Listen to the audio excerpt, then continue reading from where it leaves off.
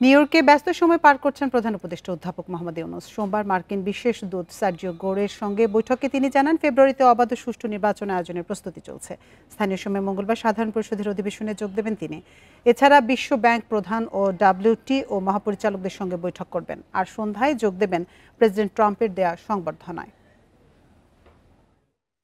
জাতিসংঘ সাধারণ পরিষদের ৮০তম অধিবেশনে যোগ দিতে নিউ ইয়র্কে পৌঁছেছেন প্রধান উপদেষ্টা অধ্যাপক ইউনূস সহ বিশ্ব নেতারা। স্থানীয় সময় মঙ্গলবার সাধারণ পরিষদের অধিবেশনের উদ্বোধনীতে যোগ দেবেন তিনি।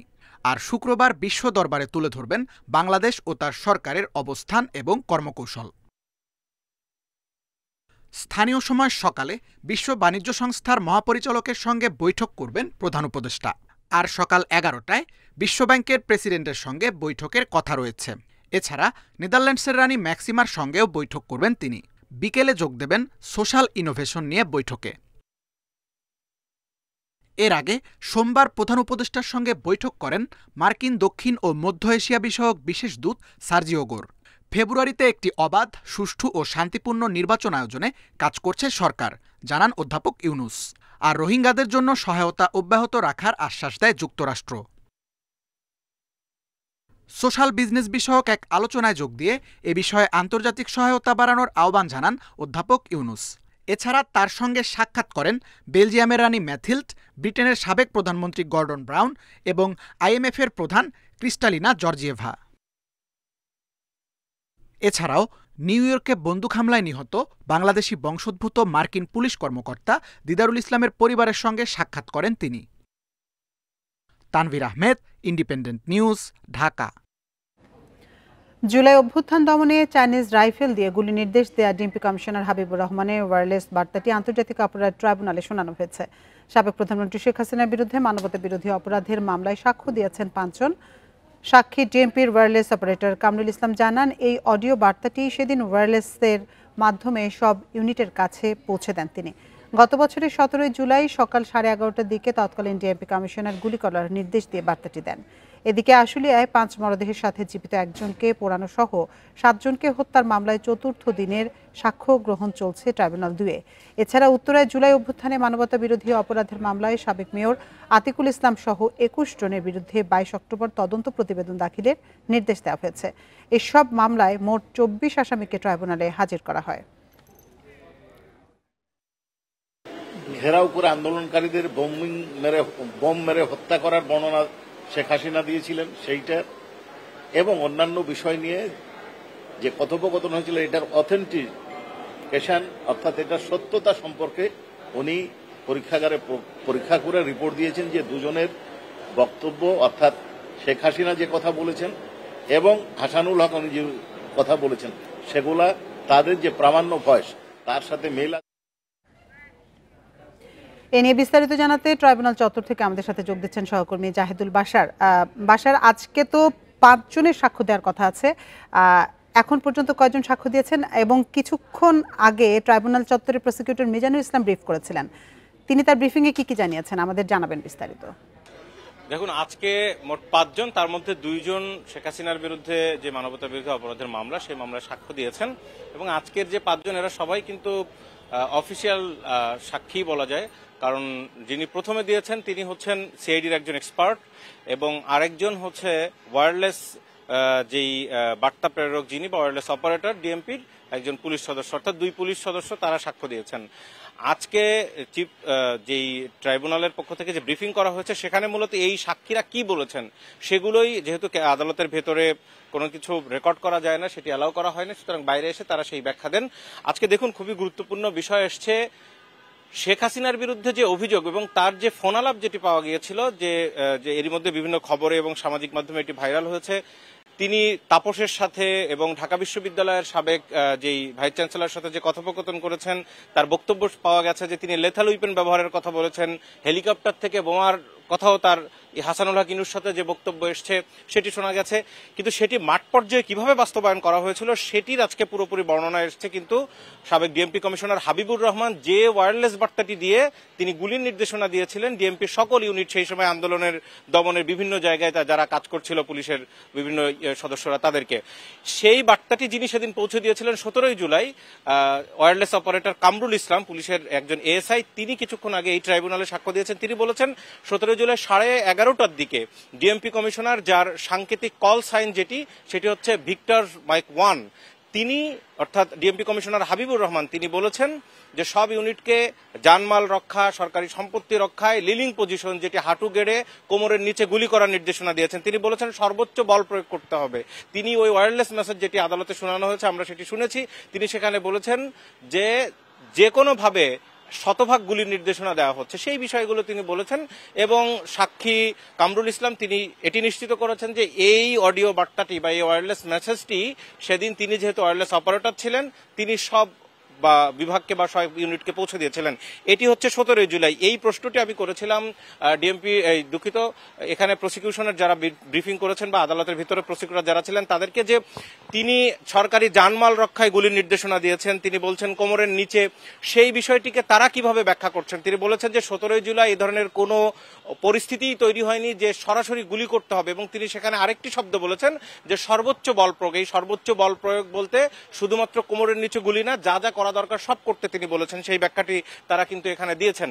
আরেকটি বিষয়, এটি 17 জুলাইয়ের ঘটনা, কিন্তু এর আগে এই আদালতে 5 আগস্ট যখন শেখ হাসিনা গণভবন ছেড়ে যান, ক্ষমতাচ্যুত হন, 5 আগস্ট গণ অভ্যুত্থানের চূড়ান্ত ফল যেদিন, সেই দিনে কি ঘটনা ঘটেছিল তা নিয়ে এই আদালতে কিন্তু পুলিশের এর আগে এএসআইরা ব্যাখ্যা দিয়ে গেছেন, যারা দায়িত্ব পালন করেছিলেন 5 আগস্ট সকালবেলা থেকে একেবারে বিকেল পর্যন্ত, শেখ হাসিনা গণভবন ছাড়ার খবরের আগ পর্যন্ত চাঙ্কারপুলে সেখানের পুলিশ সদস্যরা বলেছেন যে ওই 5 আগস্ট সকালবেলা শাহবাগ থানায় পুলিশ সদস্যদেরকে সরাসরি গুলির নির্দেশনা দিয়েছিলেন ডিএমপি কমিশনার। অর্থাৎ প্রসিকিউশন এই বিষয়টি নিশ্চিত করেছিলেন যে হাবিবুর রহমান তিনি একদিন নয়, বিভিন্ন সময়ে বিভিন্ন ধাপে গুলির নির্দেশনা দিয়েছিলেন, যেটি সরকারের ঊর্ধ্বতন কর্তৃপক্ষ থেকে তিনি পেয়েছিলেন। ট্রাইব্যুনাল চত্বর থেকে সবশেষ তথ্য জানাচ্ছিলেন সহকর্মী জাহিদুল। টঙ্গীতে রাসায়নিক গোডাউনে আগুনের ঘটনায় দগ্ধ 5 জনের মধ্যে 3 জনের অবস্থা আশঙ্কাজনক। দগ্ধদের উন্নত চিকিৎসা নিশ্চিত করা হচ্ছে বলে জানিয়েছেন স্বরাষ্ট্র উপদেষ্টা জাহাঙ্গীর আলম চৌধুরী। সকালে জাতীয় বার্ন ইনস্টিটিউটে দগ্ধদের শারীরিক অবস্থার খোঁজ নেন স্বরাষ্ট্র উপদেষ্টা। বলেন চিকিৎসার সকল ধাপে সহযোগিতা করবে সরকার। দায়িত্বরত অবস্থায় আহত হওয়া এই ফায়ার ফাইটারদের চিকিৎসায় কোনো অবহেলা করা হবে না বলেও জানান তিনি। এ সময় বার্ন ইনস্টিটিউটের পরিচালক নাসির উদ্দিন বলেন, দগ্ধদের মধ্যে 3 জনের শরীরের 40% বেশি পুড়ে গেছে, যা শঙ্কার বিষয়। সোমবার বিকেলে টঙ্গীর সাহারা মার্কেট এলাকার একটি রাসায়নিক গুদামে আগুন নিয়ন্ত্রণের সময় 5 ফায়ার সার্ভিস কর্মী দগ্ধ হন। তাদের 4 জনকে বার্ন ইনস্টিটিউটে, বাকি 1 জনকে ঢাকা মেডিকেলে ভর্তি করা হয়। ওনাদের জন্য ওষুধপত্র সহ যে সমস্ত সহযোগিতা লাগবে ওনারা করবেন, এবং আমরা সিনক্রোনাইজলি এটা করব। আশা করি ওনাদের জন্য আমরা আমাদের লেভেল থেকে সর্বোচ্চ চেষ্টা সবসময় থাকবে। যত ধরনের সাপোর্ট এবং সহযোগিতা এই হসপিটালকে দেওয়া দরকার হবে আমাদের তরফ থেকে এটা দেওয়া হবে, ফায়ার ব্রিগেড এবং আমাদের স্বরাষ্ট্র মন্ত্রণালয় থেকে এবং সরকারের তরফ থেকে। কোনো ধরনের নেগলিজেন্স দেখা যাবে না। এই ট্রিটমেন্টে সর্বোচ্চ সেবায় তাদের দেওয়া হবে এবং সর্বোচ্চ চিকিৎসা ব্যবস্থা করা হবে। গাজীপুরের টঙ্গী ও এর আশপাশের আবাসিক এলাকায় গড়ে তোলা হয়েছে বিভিন্ন রাসায়নিকের গুদাম। স্থানীয়রা বলছেন, আবাসিক এলাকায় গড়ে তোলা এসব গুদামে নেই কোনো অগ্নি নিরাপত্তা ব্যবস্থা, আর অনুমতিহীন এসব গুদামের বাড়াচ্ছে নিরাপত্তার ঝুঁকি। রাসায়নিক মজুদের বৈধতা খতিয়ে দেখার কথা জানিয়েছে ফায়ার সার্ভিস। গাজীপুরের স্টেশন রোড ও আশপাশের এলাকায় গড়ে তোলা হয়েছে অন্তত 1/2 রাসায়নিকের গুদাম। এসব গুদামে মজুত করা হয়েছে ফসফেট, ক্লোরিন, ব্লিচিং পাউডার সহ বিভিন্ন রাসায়নিক ও দাহ্য পদার্থ। স্থানীয়রা বলছেন, আবাসিক এলাকায় এসব গুদামের কারণে বাড়ছে তাদের নিরাপত্তা ঝুঁকি। এছাড়া প্রয়োজনীয় অগ্নি নিরাপত্তা না থাকায় যে কোনো সময় বড় দুর্ঘটনার শঙ্কায় রয়েছেন তারা। রাত্রে ঘুমাতে সকালে জীবিত বেরোতে পারবে ওদের বাসার থেকে, এরকম নিরাপত্তা ঝুঁকিতে আছি আমরা এলাকায় যারা বাস করি, আশেপাশে এই গলিতে যারা বাস করি, এরকম অবস্থা নিরাপত্তাহীন। এই কেমিক্যালের গোডাউনগুলো আবাসিক এলাকা বাদ দিয়ে অন্য কোথাও যদি স্থানান্তর করে তাহলে পাবলিকের সুবিধা, লোকজনের সুবিধা। আবাসিক এলাকার ব্যবসা প্রতিষ্ঠানে রাসায়নিকের মজুদের বিষয়ে নেই কোনো তদারকি, শুধু দুর্ঘটনার পর নড়ে চড়ে বসে সরকারি দপ্তরগুলো। গাজীপুর জেলা প্রশাসক থেকে এবং বিভিন্ন কর্তৃপক্ষ আছে সেটা এগুলো দেখবে এবং আমাদেরও ইন্সপেক্টর আছে পরিদর্শন করতে আছে এবং সেই আলোকে যদি কোনো অবৈধ থাকে। দেশে প্রথমবারের মতো পাইপলাইনের মাধ্যমে উড়োজাহাজে জ্বালানি তেল সরবরাহ কার্যক্রম উদ্বোধন হয়েছে। চট্টগ্রামের পতেঙ্গা পদ্মা অয়েল ডিপো থেকে শাহ আমানত আন্তর্জাতিক বিমানবন্দর পর্যন্ত জেট ফুয়েলের পাইপলাইন উদ্বোধন করেন জ্বালানি সচিব মোহাম্মদ সাইফুল ইসলাম। দেশের দ্বিতীয় বৃহত্তম এই বিমানবন্দরে দৈনিক গড়ে 2 লাখ থেকে 2.5 লাখ লিটার জেট ফুয়েল প্রয়োজন হয়। হজ মৌসুমে চাহিদা বেড়ে দাঁড়ায় প্রায় 3 লাখ লিটারে। এতদিন ভাউচারের মাধ্যমে ট্রাকে করে জ্বালানি পরিবহন হতো, যেখানে 15 থেকে 20 বার যাতায়াত করতে সর্বোচ্চ 24 ঘন্টা সময় লাগত। নতুন পাইপলাইনে মাত্র 90 মিনিটেই জ্বালানি সরবরাহ সম্ভব হবে। এতে বছরে অন্তত 2.5 কোটি টাকা সাশ্রয়ের আশা সংশ্লিষ্টদের। পাইপলাইনের মাধ্যমে বিমান বাহিনীর জহুরুল হক ঘাঁটিতেও জ্বালানি সরবরাহ করা হবে। ঢাকা যে আমাদের আন্তর্জাতিক বিমানবন্দর আছে সেখানে আমরা এই সরবরাহটা দিব। আমরা ওইটা কাজ অলরেডি শুরু হয়েছে। আমরা আশা করছি আগামী 1 বছরের মধ্যে আমরা ঢাকা বিমানবন্দরে আন্তর্জাতিক বিমানবন্দরে আমরা আমাদের এই তেল সরবরাহটা করতে পারব। ডাকসু নির্বাচনের নানা অসঙ্গতি তদন্ত করে প্রকাশ করতে বিশ্ববিদ্যালয় প্রশাসন ও নির্বাচন কমিশন গড়িমসি করছে, এমন অভিযোগ করেছেন ছাত্রদল এবং স্বতন্ত্র 2টি প্যানেলের ভিপি প্রার্থীরা। দুপুরে উপাচার্যের কার্যালয়ে তার সাথে সাক্ষাৎ করে তদন্তের সবশেষ তথ্য জানতে চান তারা। এ সময় আবিদের সাথে ছিলেন স্বতন্ত্র শিক্ষার্থী ঐক্য প্যানেলের ভিপি প্রার্থী উমামা ফাতেমা ও বৈষম্য বিরোধী শিক্ষার্থী সংসদ প্যানেলের ভিপি আব্দুল কাদের। আবিদ বলেন, নির্বাচন কমিশনের কাছে লিখিত অভিযোগ করা হয়েছে গাউসুল আজম সুপারমার্কেটের নিচতলায় যে ব্যালট পাওয়া গেছে সে বিষয়টি কমিশন আমলে নিচ্ছে না। নির্বাচন কমিশন ও তাদের কার্যক্রম নিয়ে শিক্ষার্থীদের মধ্যে সংশয় তৈরি হয়েছে। আরেক ভিপি প্রার্থী উমামা ফাতেমা বলেন, ব্যালট পেপারের বিষয়ে এখনও প্রশাসন উত্তর দিতে পারেনি। এসএম হল ও জহুরুল হক হলের ভোটার উপস্থিতি নিয়ে প্রশ্ন রয়েছে। বিভিন্ন প্রার্থীদের পক্ষ থেকে প্যানেলের পক্ষ থেকে বারবার করে অ্যাপ্লিকেশন দিয়ে জানানো হয়েছে যে আমাদেরকে যাতে ভোটার উপস্থিতি যে তালিকাটা সেই উপস্থিতি তালিকাটা দেওয়া হবে। গুটি কয়েকটা বিষয় আমরা দেখেছি, ব্যালট পেপারের মতো একটা সেন্সিটিভ একটা বিষয়, সেটা দেখেছি আমাদের গাউসুল আজম অরক্ষিত অবস্থায় আছে। এটা কিন্তু একটা খুবই কনসার্নের বিষয়। এই ব্যালট কোথা থেকে ছাপানো হয়েছে, বিশ্ববিদ্যালয়ের ব্যালট কোন কোম্পানি থেকে ছাপানো হয়েছে, কি অবস্থায় ছিল এবং গাউসুল আজম সেদিন কিভাবে ব্যালটগুলো পড়েছিল, ইচ্ছা করলেই সিসি ফুটেজ এগুলো কালেক্ট করা যায়। চাকসু নির্বাচনের তফসিল অনুযায়ী আজ মনোনয়নপত্র প্রত্যাহারের শেষ দিন। চাকসু ভবনে নির্বাচন কমিশনের অস্থায়ী কার্যালয়ে সকাল 9:30 থেকে শুরু হয় কার্যক্রম। বিকেল 3:30 পর্যন্ত প্রার্থীরা মনোনয়নপত্র প্রত্যাহারের সুযোগ পাবেন। কেন্দ্রীয় সংসদ ও হল সংসদে মনোনয়নপত্র জমা দিয়েছেন 931 জন। এর মধ্যে কেন্দ্রীয় সংসদে 26টি পদের বিপরীতে জমা দিয়েছেন 429 জন। এর মধ্যে কেন্দ্রীয় সংসদে ভিপি পদে 23 জন এবং জিএস পদে 21 জন সহ প্রাথমিকভাবে বৈধ প্রার্থীর সংখ্যা 410 জন। যাচাই বাছাই শেষে নানা ত্রুটি বিচ্যুতির কারণে সোমবার 19 জনের মনোনয়নপত্র স্থগিত রাখে নির্বাচন কমিশন। আগামী 25 সেপ্টেম্বর চূড়ান্ত প্রার্থী তালিকা ঘোষণা করা হবে।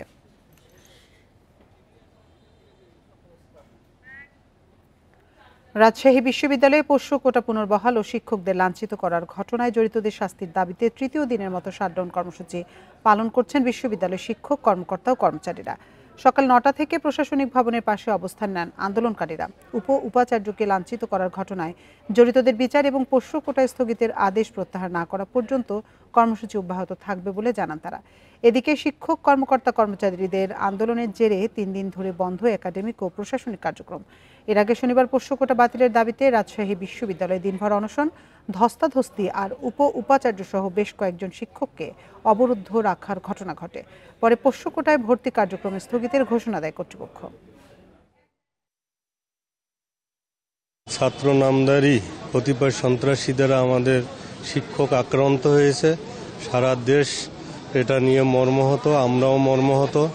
আমরা আমাদের শিক্ষক জাতির, এই পরিবারের শিক্ষক কমিউনিটির মান ইজ্জত রক্ষার্থে আমরা এই আন্দোলন চালিয়ে যাচ্ছি। প্রশাসন যদি মনে করেন যে আমাদের ন্যায্য দাবি সুবিচার, সেটা মানার জন্য আমাদেরকে ডাকেন, বসেন, সমঝোতা করেন, অবশ্যই আমরা আমাদের কর্মস্থলে ফিরে যাব। দেশের বিভিন্ন জেলায় মণ্ডপে মণ্ডপে শারদীয় দুর্গোৎসবের প্রতিমা তৈরি শেষে চলছে সাজসজ্জার কাজ। বাঙালি হিন্দুদের সবচেয়ে বড় ধর্মীয় উৎসব উদযাপনে পূজা কমিটিগুলো নিয়েছে নানা প্রস্তুতি। নির্বিঘ্নে উৎসব আয়োজনে তৎপর প্রশাসনও। শারদীয় দুর্গোৎসবে দেবীর বোধন 27 সেপ্টেম্বর। এরই মধ্যে প্রতিমা প্রস্তুত, চলছে শেষ মুহূর্তের কিছু কাজ। এবছর বরিশাল জেলায় বেড়েছে পূজা মণ্ডপের সংখ্যা। দিনরাত পুরোদমে কাজ করছেন কারিগররা। আমরা রঙের কাজ ধরবো, হ্যাঁ তাড়াতাড়ি শেষ করতে পারবো। দিনটা 24 ঘন্টা আমরা কাজ চালাই যেতেছি। খরচা বেশি, যার ফলে আমরা আছি খুব দুশ্চিন্তার মধ্যে। ঝালকাঠিতে 155টি মণ্ডপে এবার পূজার প্রস্তুতি নেওয়া হয়েছে। উৎসব রাঙিয়ে তুলতে ব্যস্ততার শেষ নেই প্রতিমা শিল্পীদের। তবে তাদের অভিযোগ, প্রয়োজনীয় উপকরণের দাম বাড়লেও সে তুলনায় বাড়েনি তাদের মজুরি। তলির দাম বেশি, কাঠের দাম বেশি, বাঁশের দাম বেশি, এদের শ্রমিকের দাম বেশি। কাজগুলো ভালোই হচ্ছে, মায়েরই সবই কিনবে আশীর্বাদ থাকতে হইবে। উৎসব মুখর পরিবেশে পূজা উদযাপন ও নিরাপত্তায় সব প্রস্তুতি নেওয়ার কথা জানিয়েছে জেলা প্রশাসন। যে প্রত্যেকে যেন নিজস্ব একটি ভলান্টিয়ার বাহিনী সেখানে তৈরি করেন এবং নিয়োজিত করেন, যাতে করে এই পূজা মণ্ডপগুলোর নিরাপত্তা নিশ্চিত করা যায় এবং উৎসব মুখর পরিবেশে এই শারদীয় দুর্গোৎসব এখানে উদযাপিত হয়।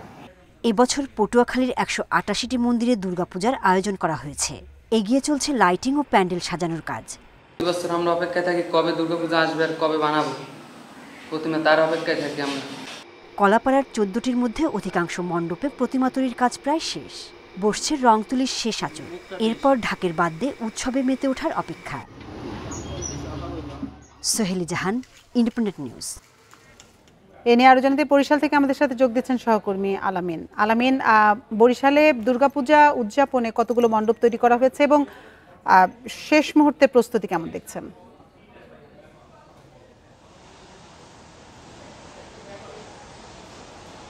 শারদীয় দুর্গাপূজার যে আনুষ্ঠানিকতা সেটি কিন্তু আর কয়েকদিনের মধ্যে শুরু হবে। এখন কিন্তু একদম শেষ পর্যায়ে কাজ চলছে। আমরা একটি সদরের একটি মন্দিরে রয়েছি। এখানে কিন্তু আসলে আমরা দেখতে পাচ্ছি যে গত 2 দিন আগে এখানে মাটির কাজ চলছিল, এখন কিন্তু রঙের কাজ চলছে।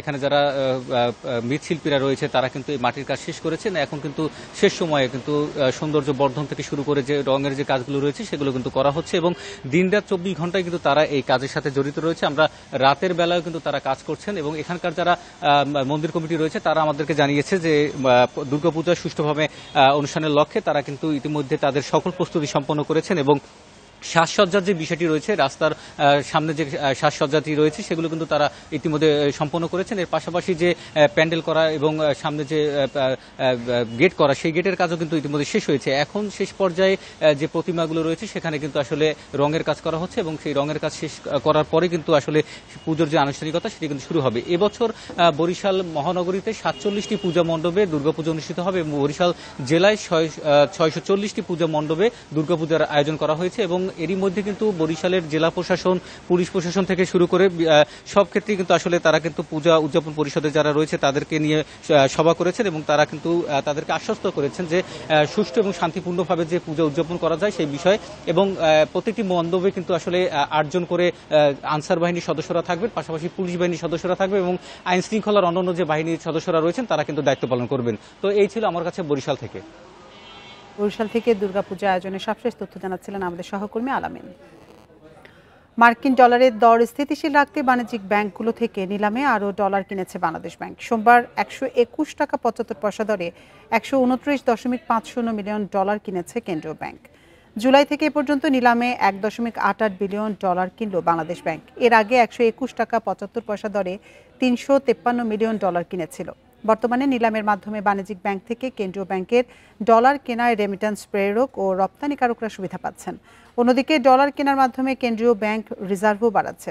এদিকে সেপ্টেম্বরেও রেমিট্যান্স আয় ইতিবাচক ধারা অব্যাহত রয়েছে।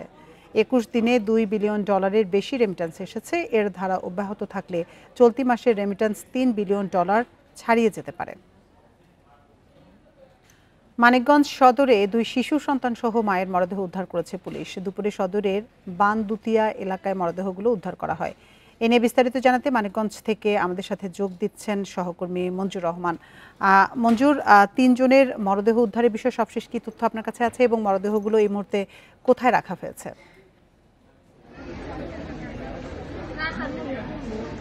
দেখুন, বিভিন্ন গোয়েন্দা সংস্থা অর্থাৎ পিবিআই, ডিবি এবং র্যাবের লোকজন এখানে এসেছেন এবং এসে তারা বিষয়টা তদন্ত করে তারপরে আমাদেরকে আনুষ্ঠানিকভাবে জানাবে যে আসলে কিভাবে এই 3 জনের মরদেহ উদ্ধার হলো। আসলে দেখেন যে ব্যক্তির মরদেহটি উদ্ধার হয়ে যে নারীর মরদেহ উদ্ধার হয়েছে তার নাম শিখা আক্তার। তিনি একজন গৃহিণী এবং তার স্বামীর নাম শাহিন দেওয়ান, তিনি প্রবাসী মালয়েশিয়া থাকেন। এই যেটা দেখতে পাচ্ছেন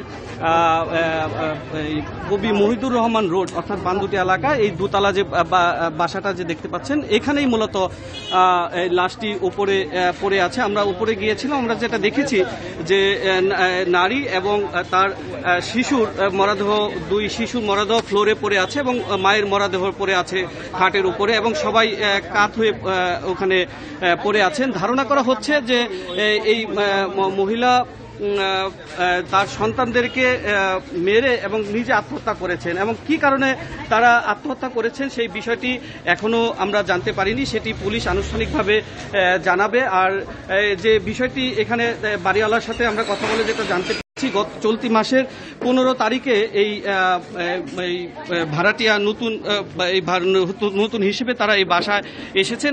আসার পরে তারা আসলে তাদের সাথে অনেকেরই স্থানীয় কারো যোগাযোগ নেই এবং তারা যেহেতু বেশি দিন তারা এখানে থাকে না, এই জন্য অনেকেই এই বিষয়ে তারা আমাদেরকে কিছু বলতেও পারছেন না। তো আমরা এখানে যারা তদন্ত কর্মকর্তা আসছেন তাদের সাথে আমরা কথা বলেছি, তারাও এই বিষয়ে আনুষ্ঠানিকভাবে তারা আমাদেরকে কোনো কিছু জানাতে পারছেন না। তারা যেটা বলছেন যে এই বিষয়টা অধিকতর তদন্ত তারা করবেন এবং তদন্ত করার পরে তারা আমাদেরকে আনুষ্ঠানিকভাবে জানাতে পারবেন যে কি কারণে এই হত্যাকাণ্ডের ঘটনাটা ঘটলো। তবে আমরা প্রাথমিকভাবে যেটা ধারণা করা হচ্ছে, হয়তো পারিবারিক কোনো কলহ কারণেই হয়তো এই হত্যাকাণ্ডের ঘটনা ঘটতে পারে। আর যেহেতু তার স্বামী প্রবাসে আছেন, মালয়েশিয়া আছেন, আর স্ত্রী এখানেই থাকেন, তাদের বাড়ি সদর উপজেলার হাটিপাড়া এলাকাতে, তো তারা এসেই মূলত এখানে ছিলেন এবং পরবর্তীতে কি হয়েছে এই বিষয়টা তারা জানাতে পারে না। তো সর্বশেষ এই ছিল আমার কাছে ঘটনা। মানিকগঞ্জ থেকে সবশেষ তথ্য জানাচ্ছিলেন সহকর্মী মঞ্জুর রহমান। আর এই ছিল বিরতিহীন সংবাদ দুপুরের আজকের আয়োজনে। ইন্ডিপেন্ডেন্ট টেলিভিশনের সব খবরে বিস্তারিত জানতে চোখ রাখুন ফেসবুক, ইউটিউব এবং এক্সে। এতক্ষণ সাথে থাকার জন্য ধন্যবাদ সবাইকে।